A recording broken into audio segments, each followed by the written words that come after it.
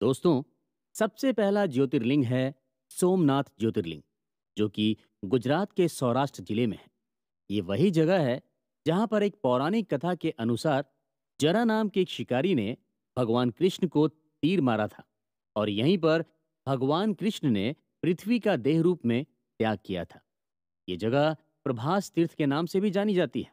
इन सब के साथ इस जगह पर ज्योतिर्लिंग का होना इस जगह की खूबसूरती और हमारे श्रद्धा भाव को और बढ़ा देता है। अरब सागर के किनारे बसा ये ज्योतिर्लिंग सिर्फ भारत ही नहीं बल्कि पूरी दुनिया में फेमस है। विदेशों से भी सनातन धर्म पर विश्वास करने वाले लोग इस ज्योतिर्लिंग के दर्शन के लिए आते हैं।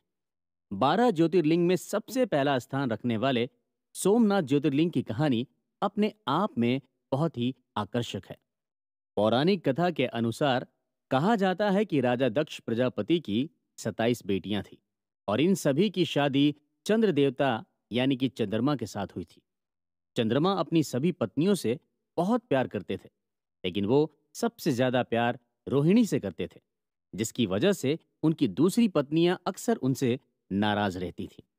एक दिन मायूस होकर सभी बेटियां अपने पिता राजा दक्ष प्रजापति के पास पहुंची। दक्ष प्रजापति की सभी बेटियों ने अपना दुख अपने पिता को सुनाया, जिस पर दक्ष प्रजापति बहुत नाराज हुए और उन्होंने चंद्रमा को समझाने की कोशिश की। उन्होंने कहा कि चंद्रमा के लिए उनकी सभी पत्नियां बराबर हैं और उन्हें सभी को एक जैसा ही प्यार देना चाहिए। लेकिन चंद्रमा रोहिणी के मोह में थे, तो उन्हें कुछ और दिखाई ही नहीं दे रहा था। जिसके बाद राजा दक्ष प्रजापति ने गुस्से में आकर चंद्रमा को श्राप दे दिया। दक्ष प्रजापति ने श्राप देते हुए कहा कि उन्हें क्षय रोग हो जाए, जिससे कि दिनों दिन उनकी खूबसूरती कम होती चली जाएगी। दक्ष प्रजापति का श्राप सच साबित हुआ और धीरे धीरे चंद्रमा की रोशनी और उनका आकार छोटा होने लगा, जिसकी वजह से धरती पर चारों तरफ हाहाकार मच गया। ऐसा लगने लगा था कि इस दुनिया से चंद्रमा की मौजूदगी खत्म हो जाएगी। चंद्रमा भी अपना हाल देखकर बहुत दुखी हुए। इस श्राप से मुक्त होने के लिए वो भगवान ब्रह्मा के पास पहुंचे। तब भगवान ब्रह्मा ने कहा कि उन्हें भगवान मृत्युंजय यानी कि महादेव की आराधना और भक्ति करनी चाहिए। इससे उन पर लगा श्राप पूरी तरह से खत्म हो जाएगा। दोस्तों, अगर आप हिंदू पौराणिक कथाओं पर ध्यान दें तो उसमें प्रकृति और भगवान का अद्भुत कनेक्शन देखने को मिलेगा। जैसे अर्थ यानी धरती माँ, सन यानी सूर्य देवता, मून यानी चंद्रमा देवता, वाटर यानी जल देवता, एक्सेट्रा। पूरी दुनिया में स्पिरिचुअलिटी यानी अध्यात्म को जानने की चाह रखने वाले इस भारत भूमि पर जरूर आते हैं। इस पर आगे और बात करेंगे। चलिए हम अपनी कहानी को आगे बढ़ाते हैं। दोस्तों, ब्रह्मा जी की बात मानकर चंद्रमा ने एक शिवलिंग बनाया और पूरी तरह से भगवान शिव की भक्ति में लीन हो गए। चंद्र देवता की तपस्या से खुश होकर भगवान शिव ने उन्हें आशीर्वाद दिया और अमर होने का वरदान भी दिया। भगवान शिव ने चंद्रमा से कहा कि कृष्ण पक्ष के दौरान रोजाना वो घटते चले जाएंगे, लेकिन शुक्ल पक्ष में धीरे धीरे वो फिर से अपने असली रूप में आ जाएंगे। इस तरह से भगवान शिव ने चंद्रमा को श्राप से भी बचाया और दक्ष प्रजापति का श्राप भी झूठा नहीं हुआ। इसके बाद चंद्रमा ने दूसरे देवताओं के साथ मिलकर भगवान भोलेनाथ से प्रार्थना की कि वो लोगों के दुखों को दूर करने के लिए मां पार्वती के साथ यहीं पर रह जाएं। उसके बाद महादेव शिवलिंग के रूप में इसी जगह पर बस गए। चंद्रमा का दूसरा नाम सोम भी है और उन्होंने भगवान शिव को अपना नाथ मानकर उनकी तपस्या की थी। इस वजह से इस ज्योतिर्लिंग को सोमनाथ ज्योतिर्लिंग के रूप में जाना जाने लगा। ऐसा कहा जाता है कि इस मंदिर का कंस्ट्रक्शन खुद चंद्र देवता ने सोने से करवाया था, जिसका जिक्र 4 वेदों में से एक वेद ऋग्वेद में मिलता है। यहाँ पर जो भी भक्त सच्चे मन से सोमनाथ ज्योतिर्लिंग का अभिषेक और पूजा करता है, चंद्र देवता की तरह भगवान शिव उनके सारे दुखों को दूर कर देते हैं। पहला ज्योतिर्लिंग होने की वजह से इस मंदिर की ग्लोरियस हिस्ट्री रही है। सोमनाथ ज्योतिर्लिंग को कई बार तोड़ा गया, तो वहीं कई बार इस मंदिर का कंस्ट्रक्शन भी करवाया गया। सोमनाथ ज्योतिर्लिंग का जिक्र भारत के पुराने स्क्रिप्चर महाभारत, श्रीमद् भगवत गीता, शिव पुराण और स्कंद पुराण में भी मिलता है। इस हिसाब से अंदाजा लगाया जा सकता है कि सोमनाथ ज्योतिर्लिंग कितना पुराना है।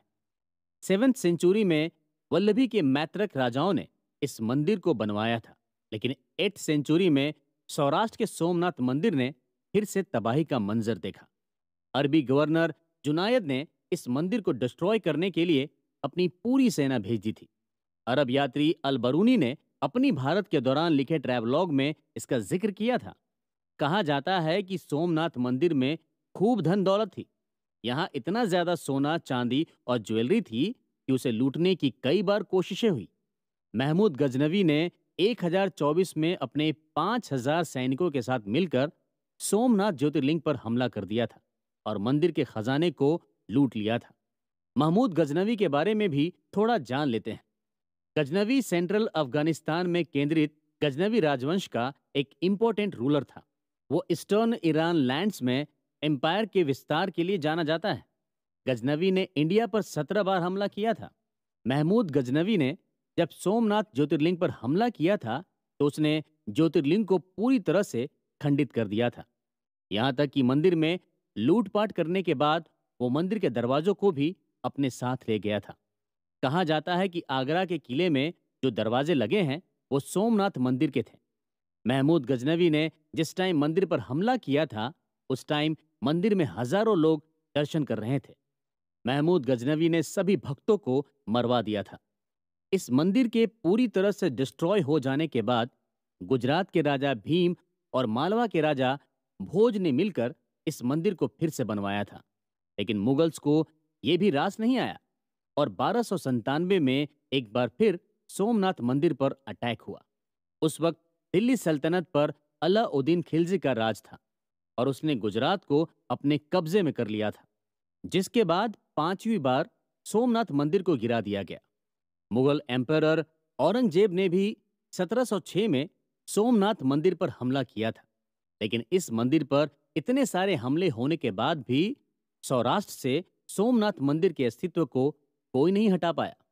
आजादी के बाद 1 मई 1950 को सौराष्ट्र के राजा दिग्विजय सिंह ने इस मंदिर की नींव रखी थी। 11 मई 1951 को इंडिया के first president doctor Rajendra Prasad ने इस मंदिर में शिवलिंग की स्थापना की थी। 1962 में भी यह खूबसूरत मंदिर पूरी तरह से बनकर तैयार हुआ। इस मंदिर को बनवाने का पूरा क्रेडिट लौह पुरुष सरदार वल्लभ भाई पटेल को जाता है। सोमनाथ मंदिर का परिसर बहुत बड़ा है, जिसमें और भी कई देवी देवताओं के मंदिर हैं। ये मंदिर गर्भगृह, सभा मंडप और नृत्य मंडप में डिवाइड किया गया है। मंदिर के परिसर में रोजाना शाम को 1 घंटे तक लाइट एंड साउंड शो भी चलता है, जिसमें सोमनाथ मंदिर की हिस्ट्री को बहुत ही खूबसूरती के साथ दिखाया जाता है। सोमनाथ में हिरन, कपिला और सरस्वती नदियों का महासंगम भी है, जिसे त्रिवेणी संगम कहा जाता है। यहाँ पर सोमनाथ मंदिर में दर्शन करने से पहले भक्त आस्था की डुबकी लगाते हैं। यहीं से डुबकी लगाने के बाद भक्त भोले भंडारी सोमनाथ बाबा के दर्शन करते हैं।